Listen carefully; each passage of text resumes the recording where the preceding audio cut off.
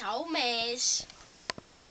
Kas sina oled üks nendest, kes ei kanna kummi ise kaasas? Loomulikult oled. Teeks niisama.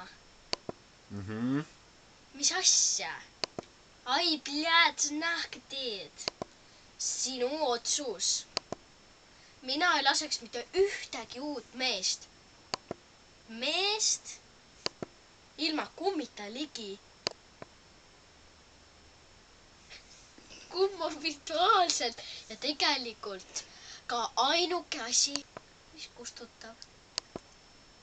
Kas sina tead, mitu protsenti Eesti meestest üldse reklaame ei vaatagi? Mis su viga on? Kui teemaks tuleb nunnulaulja.